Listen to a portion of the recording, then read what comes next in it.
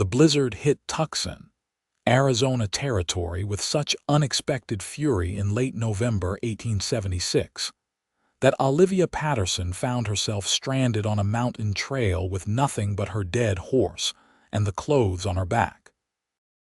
She had been traveling from her family home in Santa Fe to meet her intended husband in Phoenix, a marriage arranged by her father to settle his gambling debts, when the storm descended like a white curtain pulled across the world.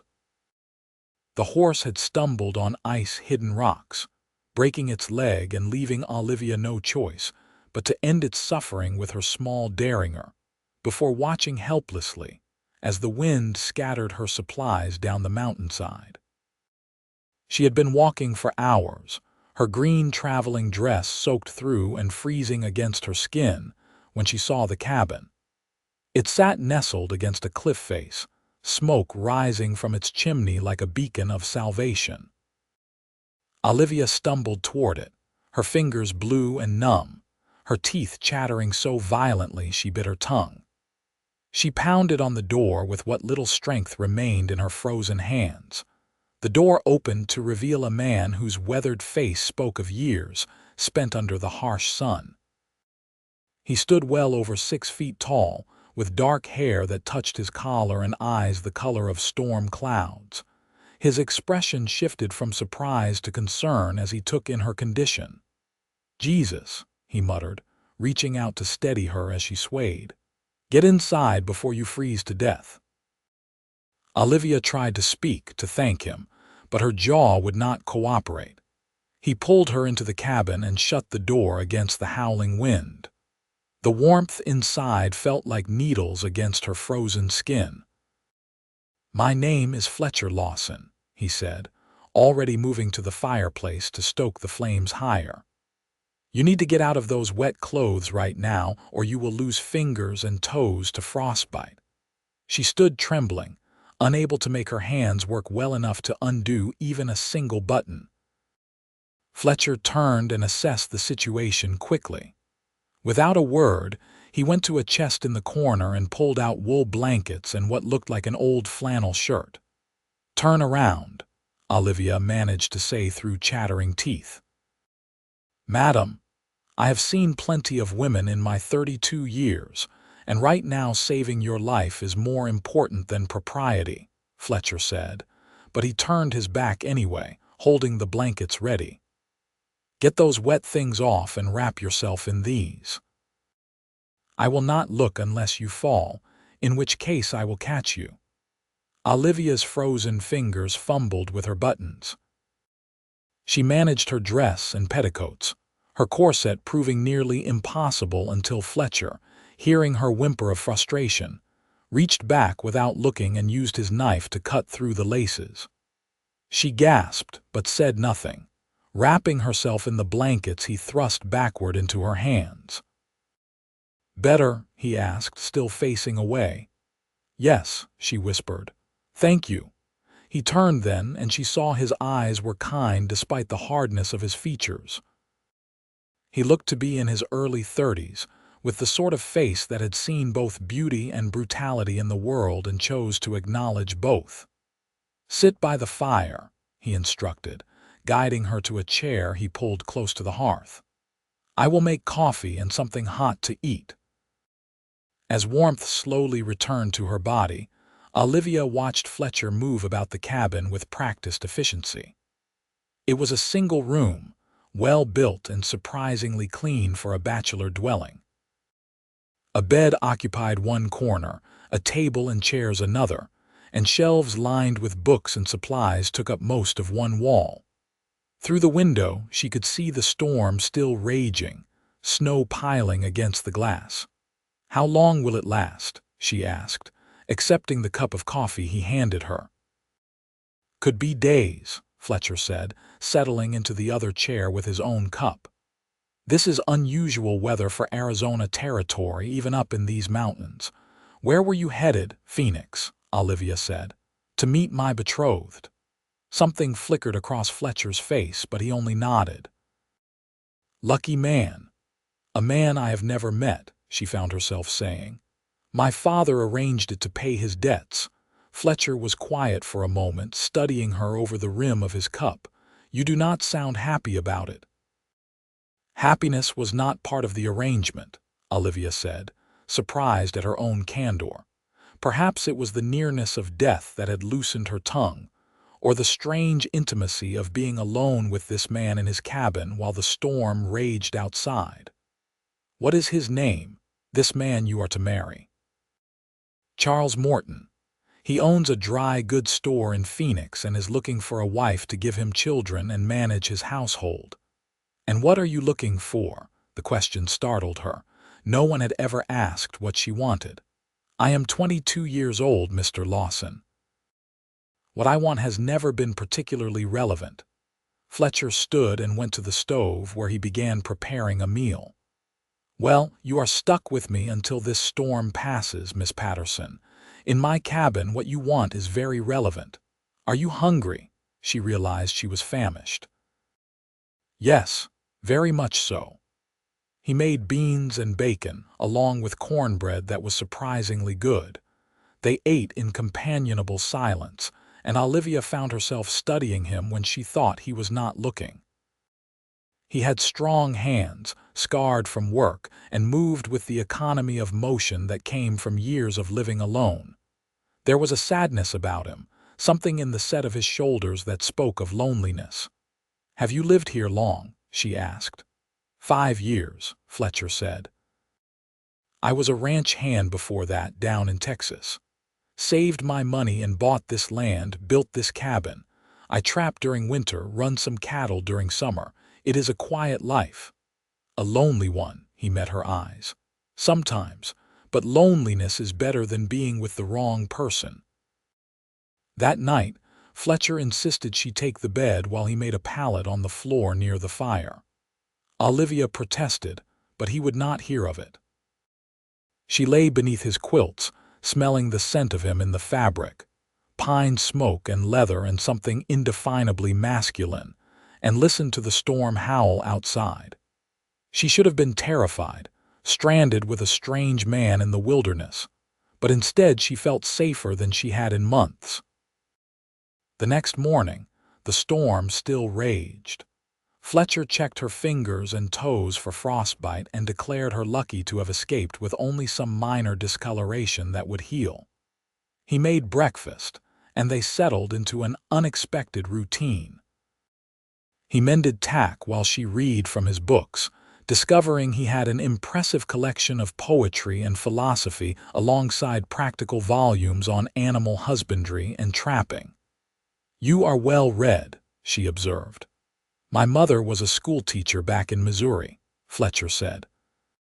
She made sure I knew my letters before she died. Reading passes the long winters. I am sorry about your mother. It was 20 years ago, he said, but thank you. They talked throughout the day, careful conversations at first, then deeper as the hours passed. Olivia learned that Fletcher had never married, though he had been engaged once to a girl back in Texas, who decided she wanted a man with more ambition than a small mountain cabin could offer.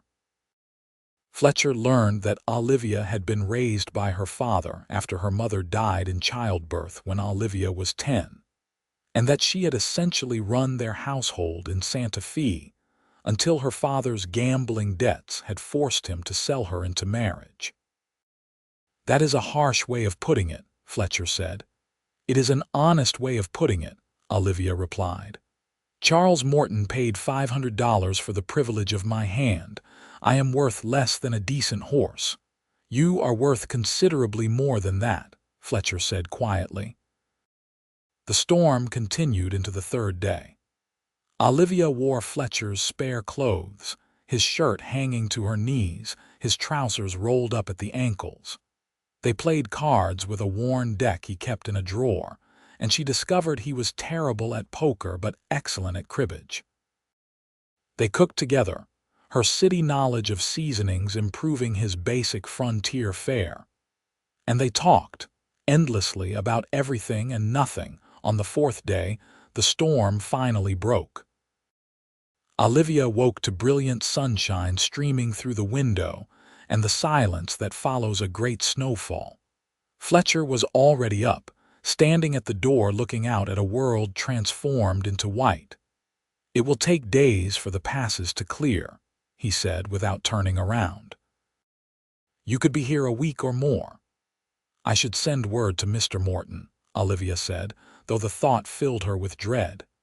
"The nearest town with a telegraph is 2 days' ride, and the snow is too deep for that yet," Fletcher said. "You are stuck with me a while longer if you can bear it." "I think I can manage," she said, and was surprised to find she meant it. The days that followed took on a dreamlike quality.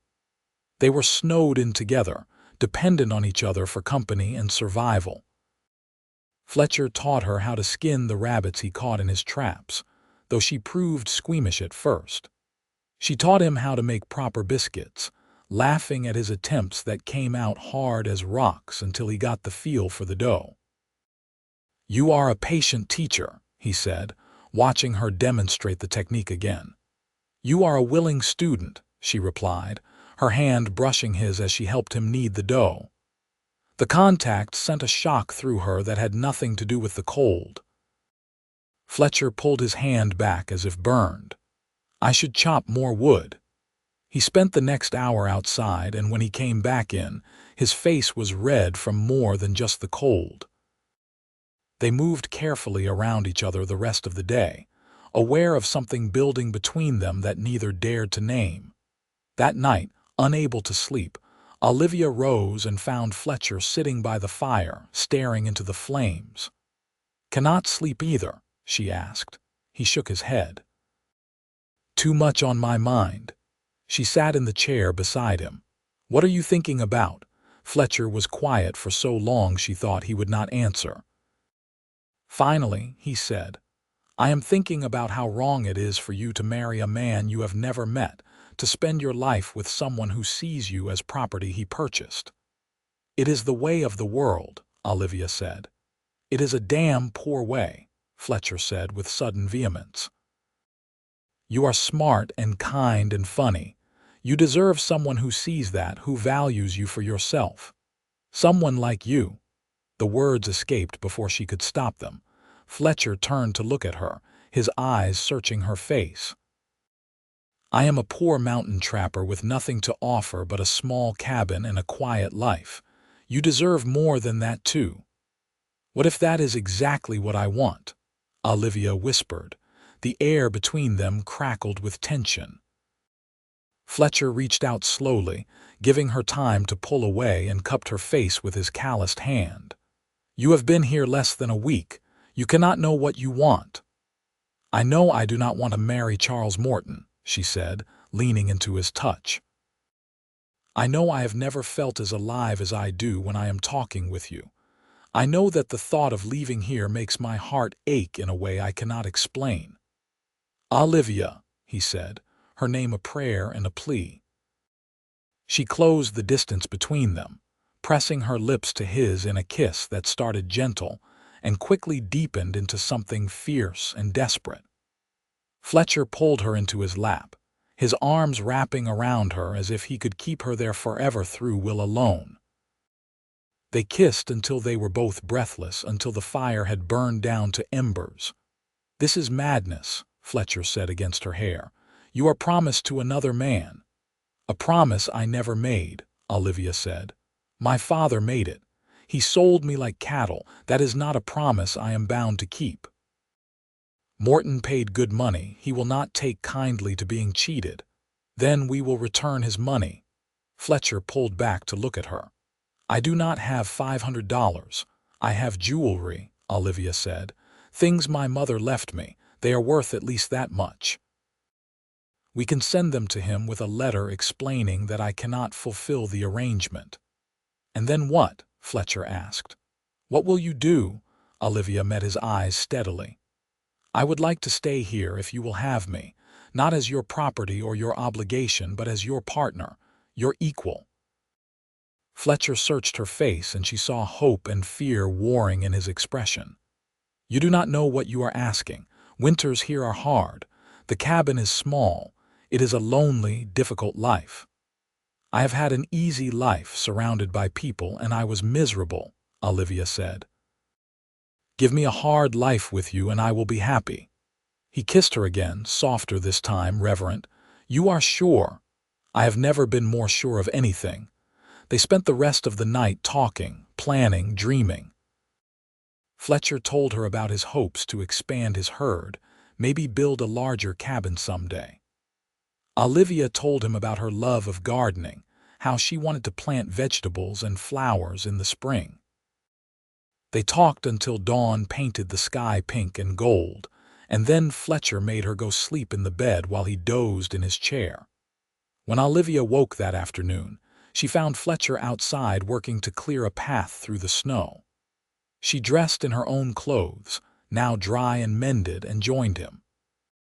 Together they worked to dig out from the storm, and the physical labor felt good after days of being confined. That evening, as they ate dinner, Fletcher said, "The pass should be clear enough in a few days for me to ride to town. I will send a telegram to Morton explaining the situation and arrange to return his money through the bank. But Olivia, you need to understand what you are choosing. People will talk. A woman who breaks her engagement, who lives with a man without being married, they will call you names." "Then we should get married," Olivia said simply. Fletcher nearly choked on his coffee. "What? Marry me," she said. "Not because you have to, not because of obligation or propriety, but because you want to. Because in less than a week I have come to care for you more than I ever thought possible. Because when I imagine my future I cannot see it without you in it. Olivia, this is too fast. You need time to think, to be sure." "How much time did you need?" she challenged. "When did you know?" Fletcher set down his cup, his hands shaking slightly. "The second night you were here. You were reading by the fire and you laughed at something in the book, and I thought, this is what I have been missing.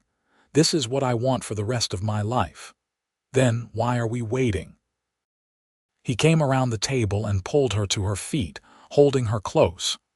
"Because I am scared," he admitted. "Scared that you will regret this, that you will wake up one day and realize you traded one prison for another." "Being with you could never be a prison," Olivia said fiercely. "You are the first person who has ever asked me what I want, who has ever treated me as though my thoughts and feelings mattered. That is not a prison, Fletcher. That is freedom." He rested his forehead against hers. "Then yes, yes, I will marry you. As soon as we can get to a preacher, I will make you my wife, if that is truly what you want." "It is," she said. "It truly is."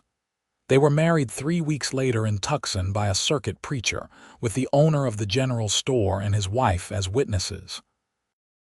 Olivia wore a simple blue dress purchased with money Fletcher had saved, and Fletcher wore his cleanest shirt and a nervous smile. The ceremony was brief, but when Fletcher said, "I do," and slipped a plain gold band on her finger, Olivia felt her heart might burst with happiness. They spent their wedding night at the boarding house in town, Fletcher as gentle and patient with her inexperience as he was with everything else. Olivia had been raised with the understanding that marital relations were a duty wives endured, but with Fletcher, it was nothing like that. He made love to her as though she were precious, as though her pleasure mattered as much as his own, and she fell asleep in his arms feeling cherished and whole. The next morning they rode back up to the cabin together, Olivia on a sturdy mare Fletcher had bought for her. The winter world was beautiful, snow sparkling like diamonds under the bright sun, and Olivia felt a contentment she had never known. "Happy?" Fletcher asked, reaching over to take her hand. "Deliriously," she said. The telegram to Charles Morton had been sent, along with Olivia's jewelry and a letter of apology. Fletcher had heard nothing back, which he took as a good sign. Morton had his money returned, and then some, and hopefully had moved on to finding another wife more suited to his needs. Life settled into a new rhythm. Olivia learned to manage the cabin, to cook on the wood stove, to preserve food and mend clothes and do the 100 small tasks required to survive in the mountains. Fletcher taught her to shoot, insisting she needed to know how to protect herself when he was out checking his trap lines. She proved to be a decent shot, better with a rifle than the derringer she had carried. The winter deepened, and they were often snowed in for days at a time. But rather than feeling confined, Olivia reveled in the intimacy of their small space. They read aloud to each other in the evenings, Fletcher's deep voice bringing poetry to life in ways she had never imagined. They played endless games of cards and checkers. They made love by firelight and talked until dawn, learning each other's histories and dreams. "Tell me about Texas," she said one night, curled against his side in bed. Fletcher was quiet, his hand stroking her hair. "It was hot and flat and full of cattle. I worked for a big ranch, spent most of my time on horseback. It was good work, honest work, but I never felt like I belonged there. Too many people, too much noise. When I saw these mountains, I knew I had found home." "Do you miss it?" "Not even a little," he said. "Everything I want is right here." As December turned to January, Olivia began to notice changes in her body. Her monthly courses, always regular, failed to arrive. Her breasts became tender, and the smell of coffee in the morning made her queasy. She said nothing at first, afraid to voice what she suspected, but Fletcher noticed anyway. "Are you feeling well?" he asked one morning, watching her turn green at the smell of bacon. "I think," she said carefully, "that I might be with child." Fletcher's face went through a remarkable series of expressions: shock, joy, fear, and finally settling on wonder. "Are you sure?" "As sure as I can be without seeing a doctor," Olivia said. "How do you feel about it?" He crossed to her in 2 strides and pulled her into his arms. "Terrified," he admitted, "and happier than I have any right to be. A baby, our baby." "You are not upset. It is very soon." "Upset? Olivia, I am married to the woman I love, and she is carrying my child. How could I be anything but grateful?"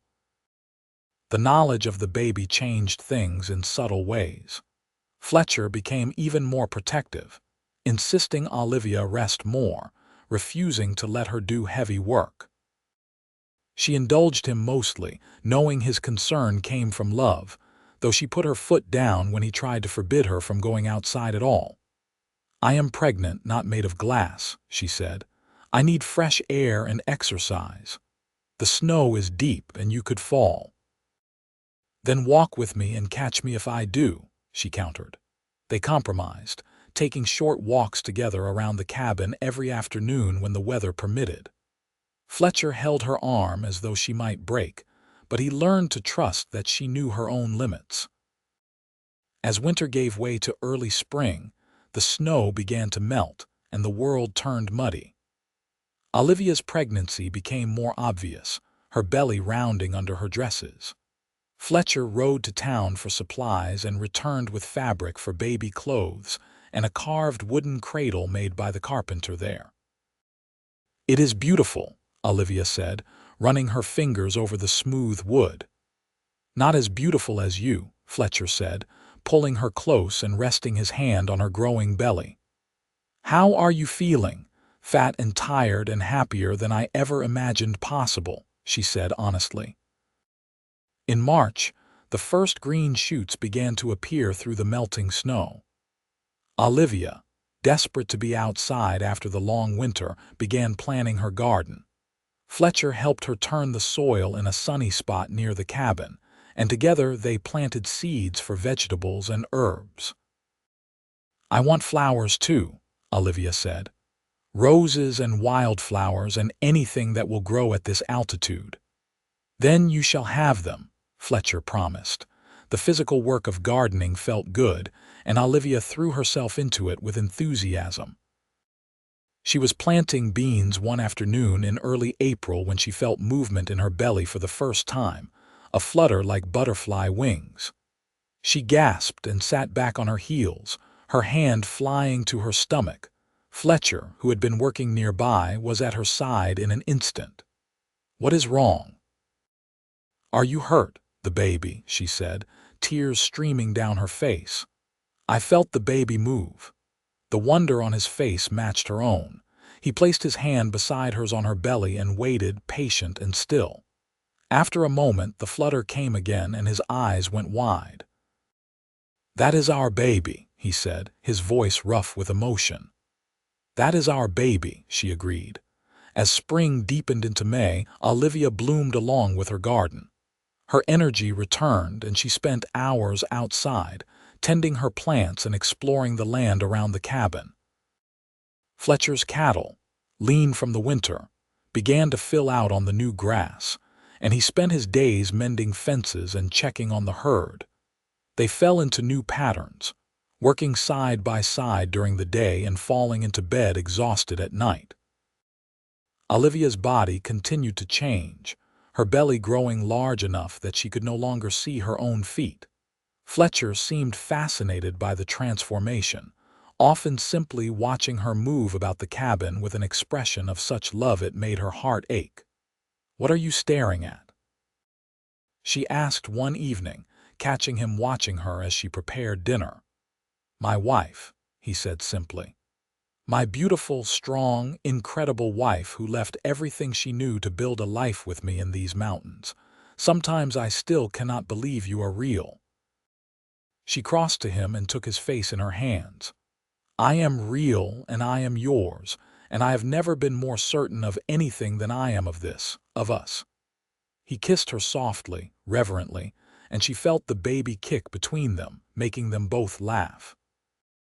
In June, as Olivia entered her 8th month of pregnancy, they made the journey to Tucson so she could be seen by a doctor. The trip was uncomfortable, the jolting of the wagon making her back ache, but Fletcher drove carefully and stopped often to let her rest. The doctor, an older man with kind eyes, examined her and pronounced everything normal and healthy. "The baby should come in late July or early August," he said. "You are young and strong. I do not anticipate any problems, but I would feel better if you stayed in town for the delivery." "I want to have the baby at home," Olivia said firmly. The doctor looked at Fletcher, who shrugged. "It is her choice." "The cabin is 2 days from proper medical care," the doctor warned. "I am aware," Olivia said, "but it is my home and that is where I want my baby to be born. Women have been having babies in remote locations since the beginning of time. I will be fine." The doctor gave them instructions and supplies, including medicines and clean cloths, and made them promise to send for him if there were any complications.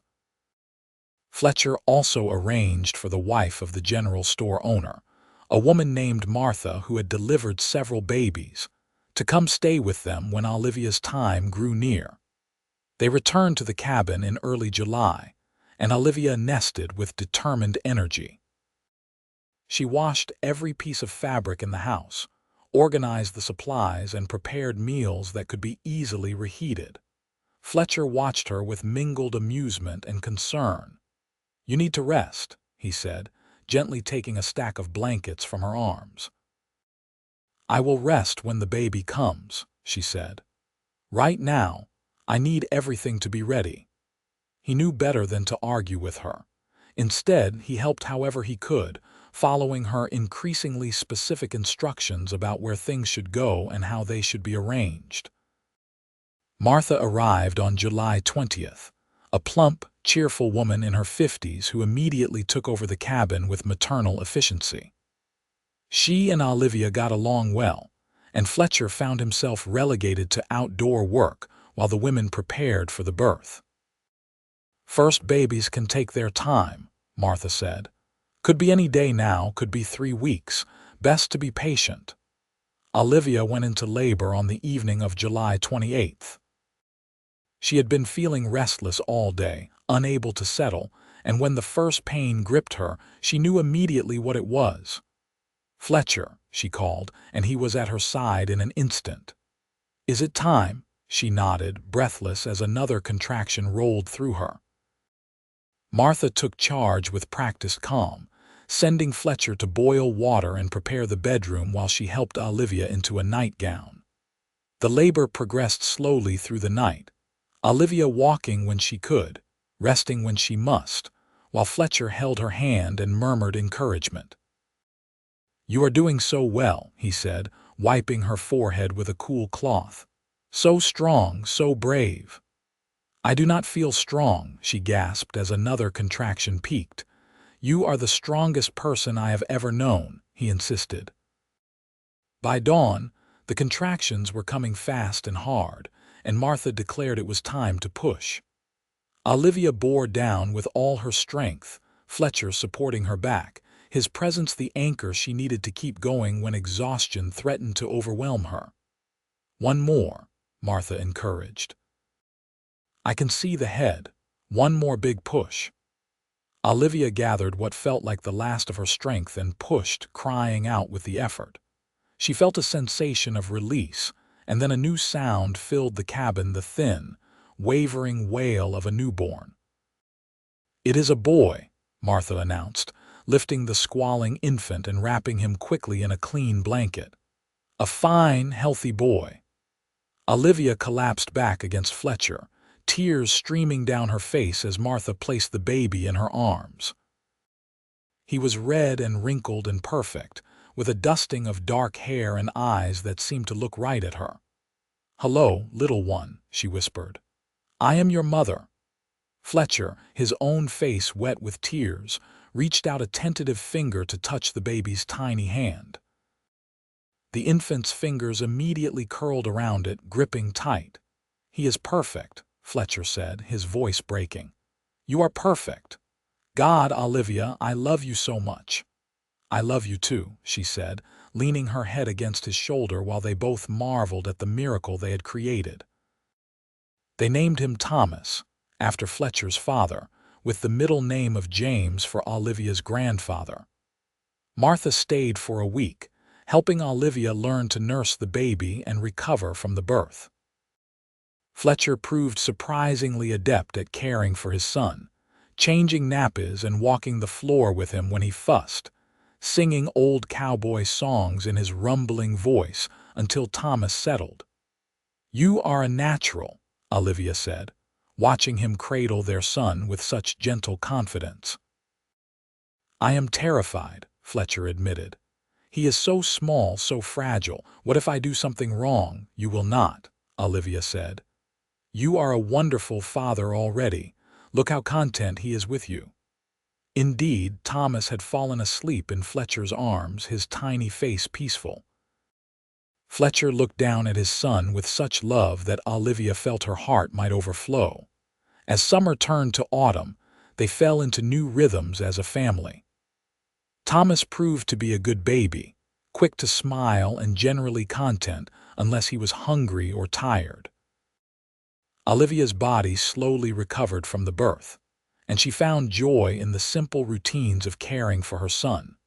Fletcher balanced his work with fatherhood, often carrying Thomas in a sling Olivia fashioned so he could keep the baby with him while doing chores around the cabin. Olivia would look out the window and see her husband talking to their infant son as he chopped wood or tended the cattle, explaining what he was doing as though Thomas could understand every word. "You are going to spoil him," she teased.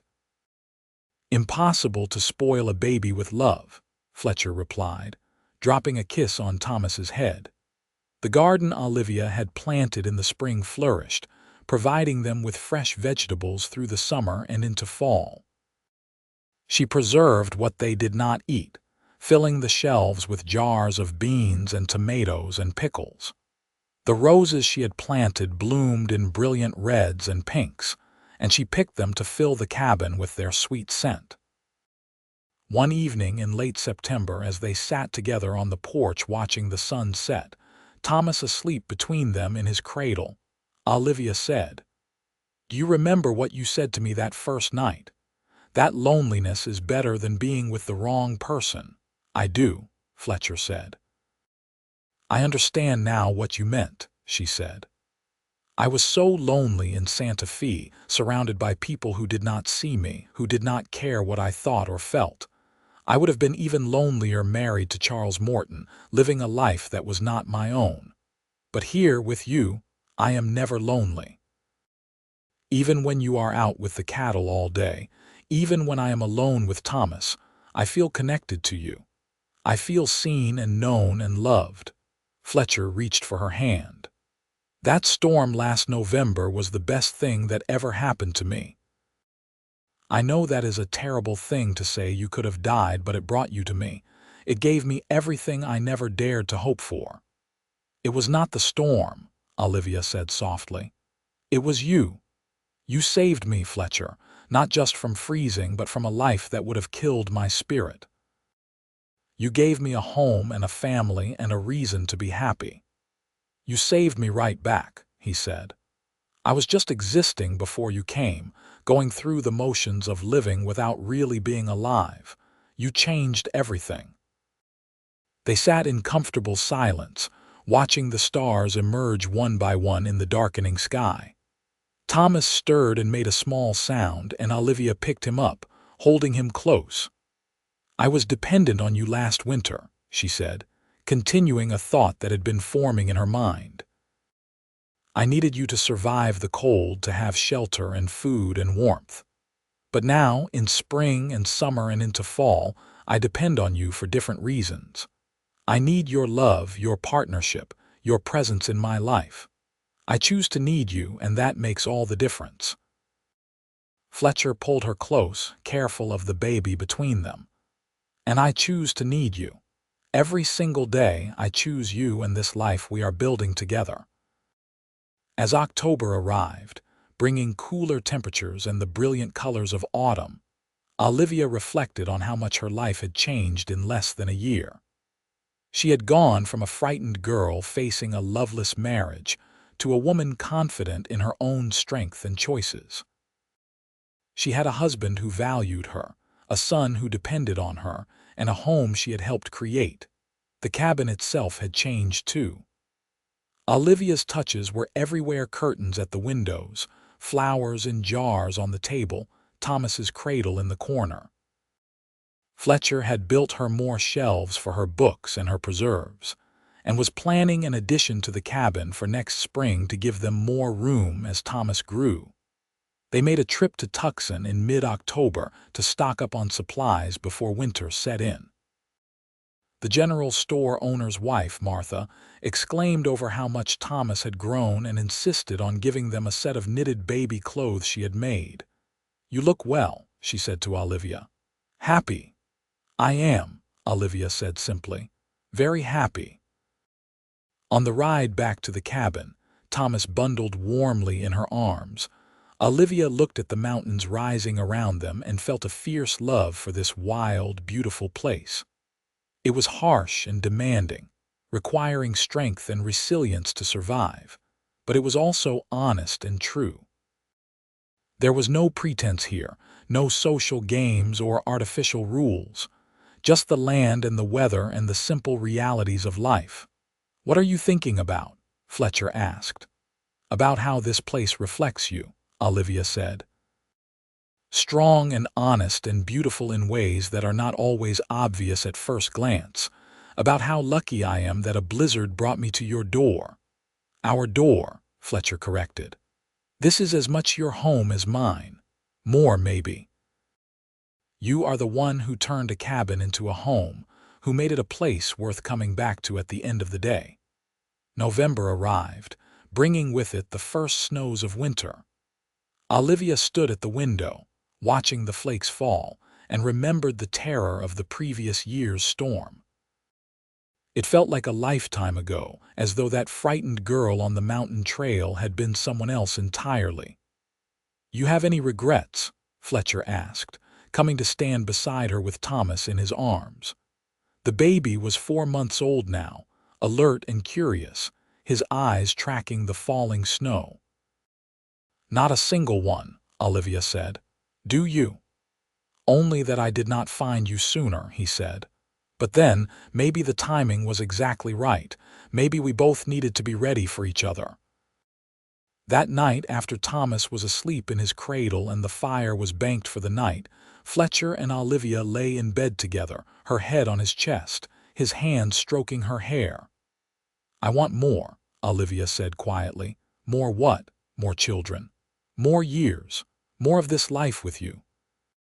I want to watch Thomas grow up in these mountains, to give him brothers and sisters, to grow old with you and tell our grandchildren about the blizzard that brought us together." Fletcher was quiet for a moment, and when he spoke, his voice was thick with emotion. "That is exactly what I want too. To build a life with you, to fill this cabin and these mountains with our family, to spend every day grateful for the storm that brought you to me." "Then we are agreed," Olivia said, tilting her head up to kiss him. "A whole lifetime of this." "A whole lifetime," he agreed, kissing her back. Starting now. Winter settled in with its familiar patterns, but this year was different. Instead of lonely silence, the cabin was filled with life. Thomas's babbling, Olivia's laughter, Fletcher's singing. They were snowed in for days at a time, but rather than feeling isolated, they reveled in the forced intimacy, the chance to simply be together. Christmas came, and they celebrated simply but joyfully. Fletcher had carved toys for Thomas, who was too young to appreciate them but delighted in chewing on the smooth wood. Olivia had knitted Fletcher a warm scarf and new socks, practical gifts he praised extravagantly. They had a small pine tree decorated with strings of dried berries and bits of colored fabric, and Olivia made a special dinner of roast venison and all their preserved vegetables. "This is the best Christmas I have ever had," Fletcher said, raising his cup in a toast. "To my beautiful wife and my perfect son, you have given me everything." "To family," Olivia agreed, touching her cup to his, "and to all the Christmases yet to come." As the new year of 1878 began, Thomas continued to grow and thrive. By February, he was sitting up on his own, and by March, he was pulling himself up on furniture, eager to explore his world. Fletcher baby-proofed the cabin as best he could, but Thomas proved remarkably adept at finding trouble. "He is going to be a handful," Olivia said, rescuing him from trying to pull a pot off the stove for the third time that day. "He is curious," Fletcher said proudly, "smart like his mother." "And stubborn like his father," Olivia added, but she was smiling. Spring returned, bringing with it the annual miracle of renewal. Olivia planted her garden again, this time with Thomas playing in a safe area Fletcher fenced off nearby. The roses she had planted the previous year bloomed even more profusely, and she cut armfuls to fill the cabin. It was while working in the garden in late April that Olivia realized her monthly courses were late again. She sat back on her heels, her hand going to her still flat belly, and felt a mix of joy and trepidation. Thomas was not yet 9 months old. Another baby so soon seemed daunting. But when she told Fletcher that evening, his reaction was pure delight. "Another baby," he said, scooping Thomas up and spinning him around.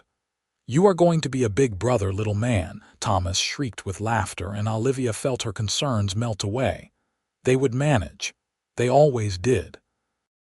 This pregnancy was different from the first.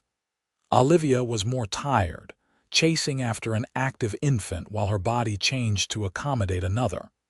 But she was also more confident, knowing what to expect and trusting her body to do what it needed to do. Fletcher was even more protective this time, if that was possible. He hired a local teenage boy to help with some of the heavier ranch work so he could be closer to the cabin. He insisted Olivia rest more, though she ignored him as often as she obeyed. "I am pregnant, not incapacitated," she reminded him when he tried to take the laundry basket from her hands. "I know, but I worry," he said. "I know you do," she said more gently, "but I am fine. We are fine, all of us." Thomas took his first steps in late June, much to his parents' delight. He tottered from Fletcher to Olivia and back again, crowing with triumph each time he made it across the room. Fletcher looked so proud Olivia thought he might burst. "That is my boy," he said, catching Thomas as he stumbled. "Strong and brave, just like your mama." As summer progressed and Olivia's belly grew, they talked about names for the new baby. If it was a boy, Fletcher wanted to name him after Olivia's father, despite the man's faults, because he had inadvertently brought them together. Olivia countered that she would prefer a completely fresh start, untethered to either of their pasts. "What about Daniel?" she suggested. "Or William?" "Those are good, strong names," Fletcher agreed. "And if it is a girl, Rose," Olivia said immediately. "After the roses that bloomed that first spring, when I realized I was not just surviving here but truly living." "Rose," Fletcher repeated, testing the name. "Rose Lawson, I like it." Martha came to stay with them again in late August, and this time the labor was quicker, less than 12 hours from start to finish. Olivia gave birth to a daughter just after dawn on September 3rd, a tiny red-faced bundle with a surprisingly loud cry. "She has spirit," Martha pronounced, handing the baby to Olivia. "This one is going to keep you on your toes." "Rose," Olivia said, counting her daughter's perfect fingers and toes. "Welcome to the world, little Rose." Fletcher, who had been relegated to the other room during the delivery with strict instructions to keep Thomas occupied, was allowed in now. He came carrying their son, who was just over a year old and very interested in the squalling bundle in his mother's arms. "Baby," Thomas said, one of his few clear words. "That is right," Fletcher said. "Your baby sister, Rose. You have to be gentle with her." He sat beside Olivia on the bed, Thomas on his lap, and they admired their daughter together. Rose had dark hair like her brother, but where Thomas's eyes were gray like Fletcher's, Rose's appeared to be turning green like Olivia's. "2 children," Fletcher said wonderingly. "A son and a daughter. I am the luckiest man alive." "We are both lucky," Olivia said, leaning against his shoulder. "Look at what we have built together." The cabin settled into new rhythms with 2 children. Thomas, fascinated by his baby sister, wanted to help with everything, though his help often created more work than it saved. Rose proved to be an easier baby than Thomas had been, content to sleep and eat and observe her surroundings with calm interest. Fletcher built a larger bed for Thomas, moving him out of the cradle so Rose could use it. He also began work on the cabin addition he had been planning, framing out 2 additional rooms that would give them more space as the children grew. "By next winter, we will have a proper house," he told Olivia as they watched him work. "More room for everyone." "It is already a proper house," Olivia said, "because we are in it together." Autumn came again, the third Olivia had spent in the mountains, and with it a sense of completeness. She had a husband who adored her, 2 healthy children, and a home she had made with her own hands and heart. The life that had seemed so daunting when she first arrived now felt natural and right. They celebrated Thomas's first birthday in late July, just before Rose was born, with a cake Olivia made and small gifts Fletcher had carved. Thomas was delighted with everything, especially the wooden horse Fletcher had made that he could rock on. Winter came early that year, snow falling in mid-October and not letting up. But this time, Olivia welcomed it. The forced closeness, the long dark evenings by the fire, the simple routines of caring for her family, these were the moments she treasured most. "Do you remember," Fletcher said one evening as they sat together after the children were asleep, "when you said that in winter you were dependent on me for survival, but by spring you depended on me for different reasons?" "I do," Olivia said. "I have been thinking about that," he said.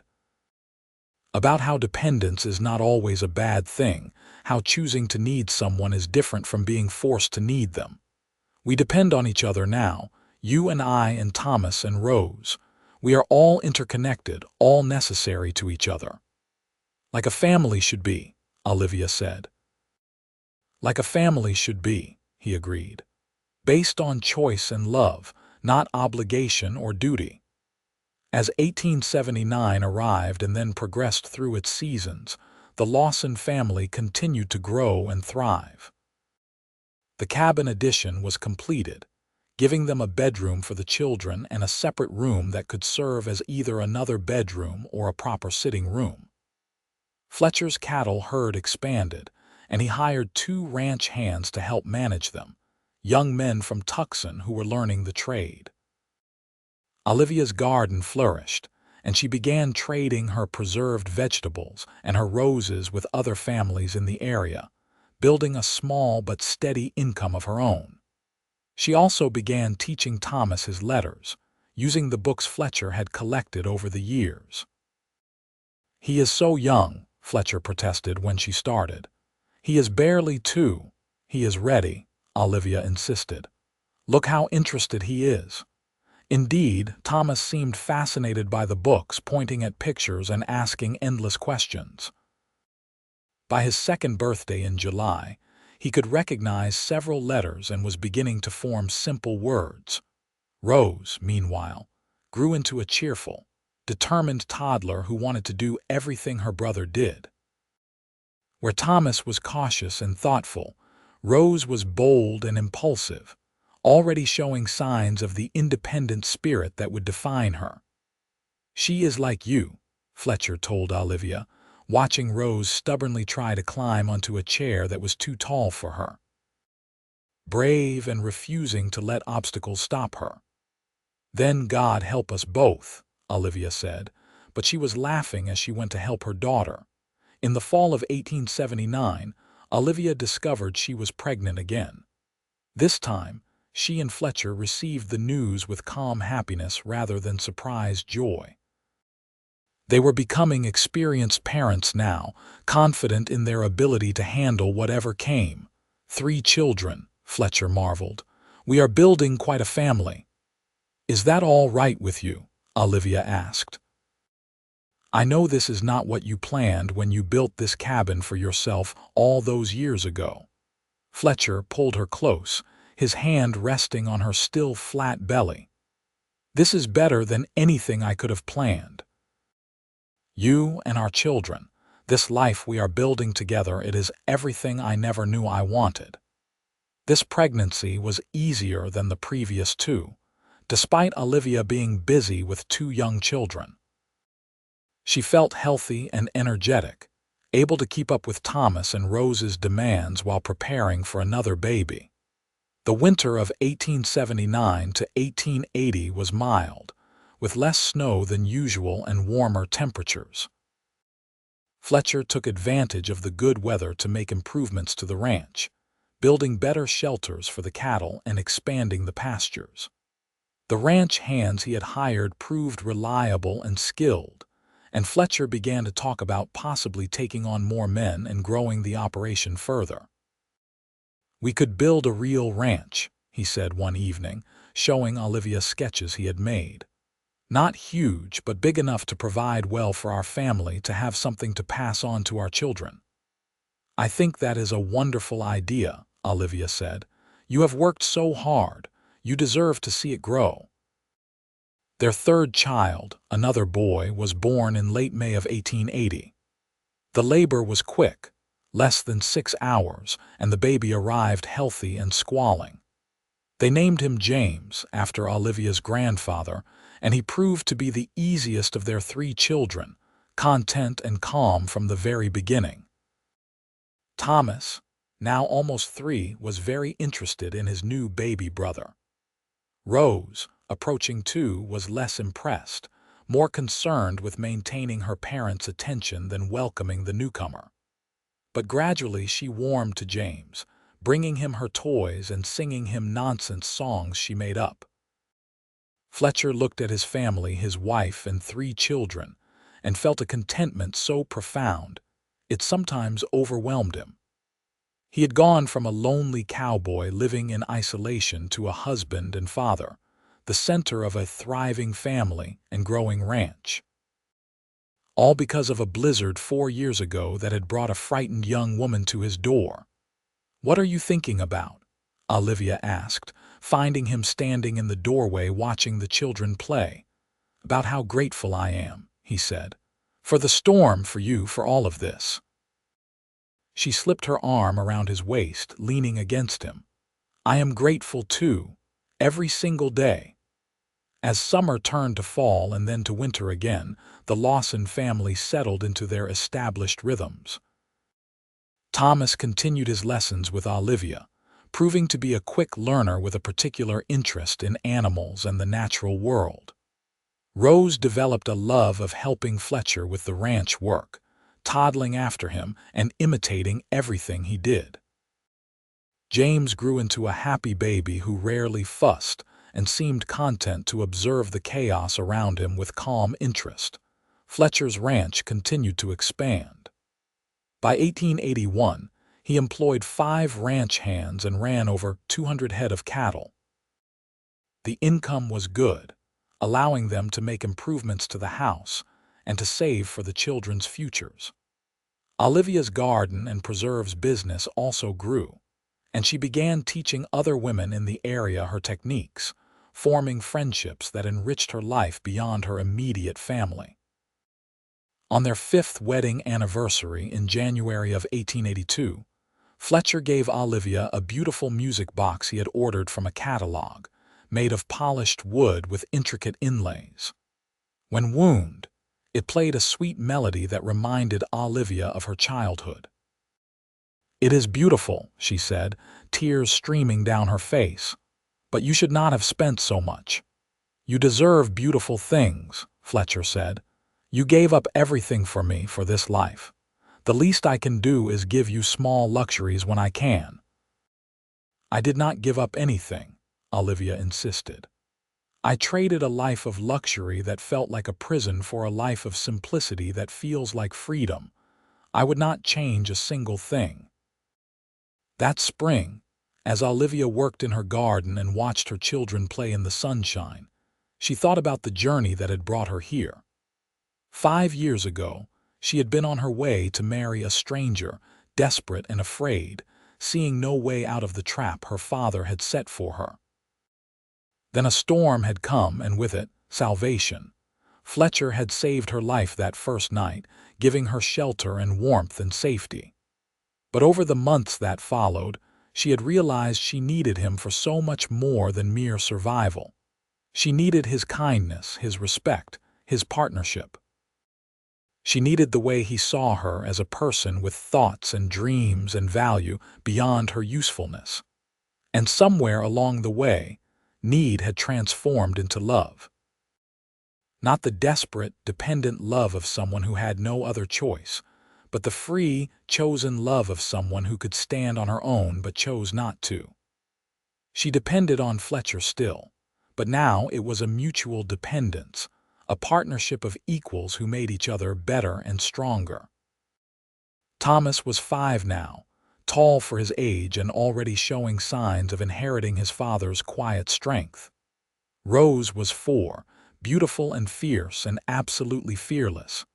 James was 2, gentle and observant and wise beyond his years. And Olivia, at 27, felt like she was finally living the life she was meant to live. "Mama, come see," Thomas called, and she went to admire whatever discovery he had made, Rose and James trailing behind her. Fletcher, working on a fence nearby, paused to watch his family. His wife, strong and beautiful in the sunlight, laughing at something their children were showing her. Their 3 children, healthy and happy and perfect. The ranch spreading around them, the mountains rising in the distance, the sky impossibly blue overhead. This was what he had been searching for all those years, though he had not known it. Not just land or success or security, but this feeling of belonging, of being part of something larger than himself. A family built on love and choice, not obligation or convenience. That evening, after the children were asleep and the house was quiet, Fletcher and Olivia sat together on the porch as they so often did. The stars were brilliant overhead, and the air was sweet with the scent of Olivia's roses. "Do you ever wonder what would have happened if that storm had not come?" Olivia asked. "If I had made it to Phoenix and married Charles Morton?" "I try not to," Fletcher said honestly.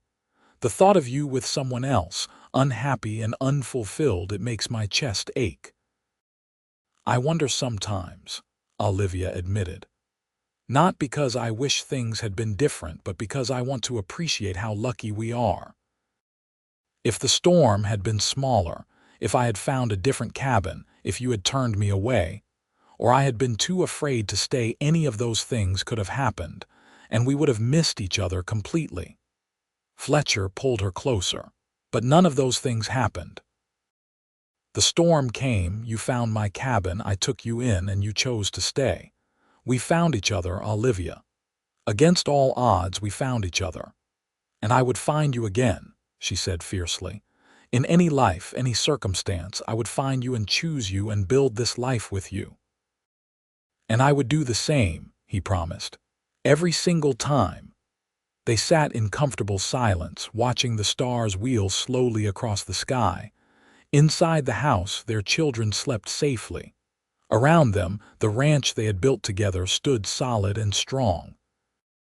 Ahead of them stretched years yet to come, more children perhaps, certainly more challenges and joys and all the ordinary miracles of a life well lived. "Winter made me dependent on you," Olivia said softly, echoing the thought she had shared years before.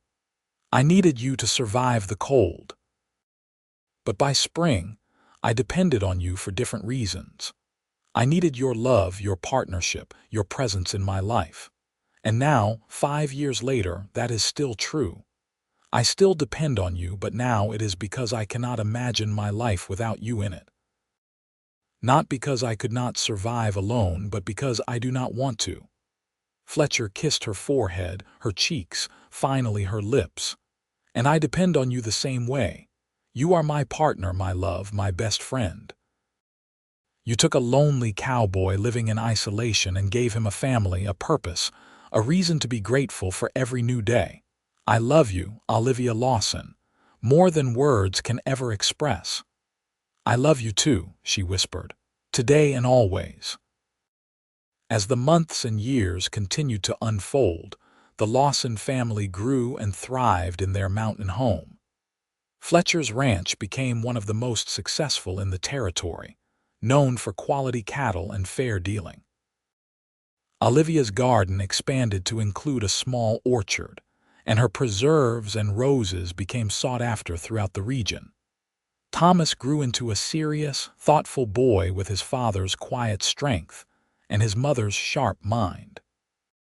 By the time he was 7, he was helping Fletcher with the ranch work and reading books on animal husbandry and land management.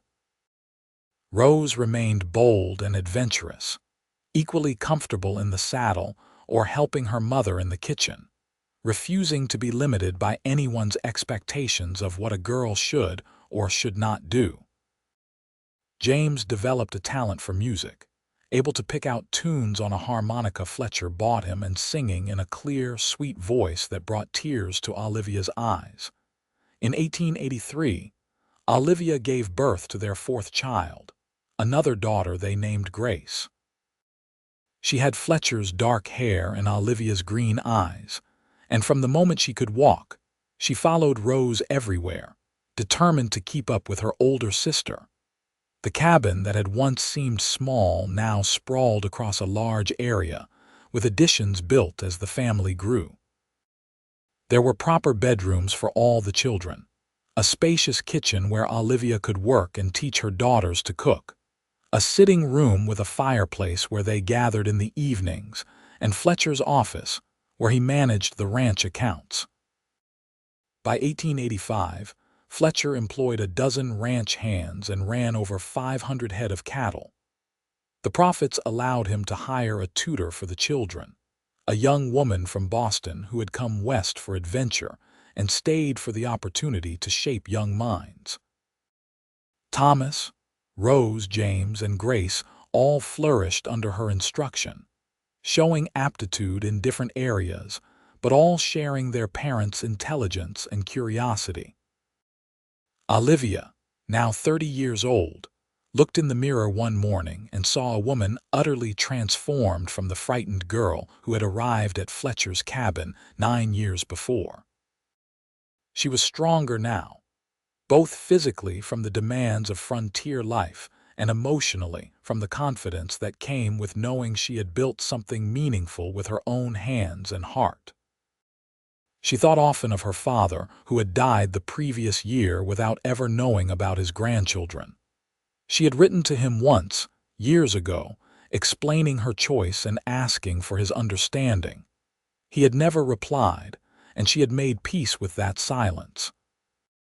Some wounds were too deep to heal, some relationships too broken to repair.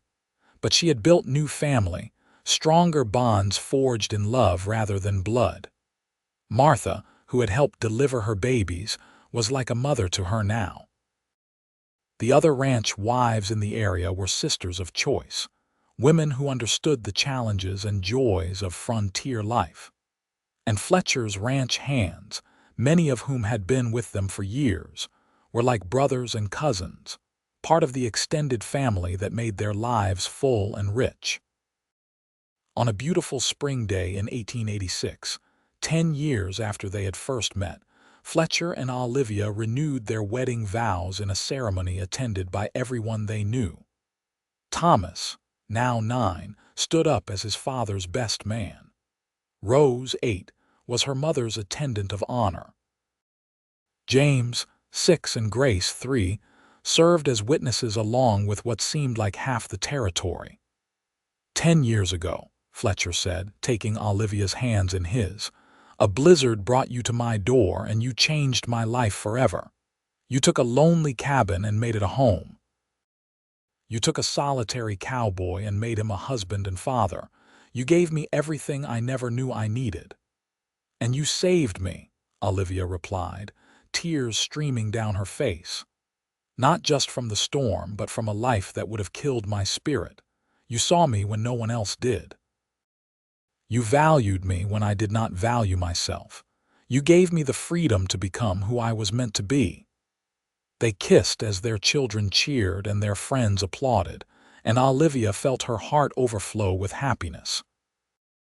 This life, this family, this love, it was everything she had ever wanted and more than she had ever dreamed possible. As their children grew older, Fletcher and Olivia watched with pride as they developed into remarkable young people. Thomas showed a natural aptitude for ranching and business, already helping Fletcher make decisions about the operation.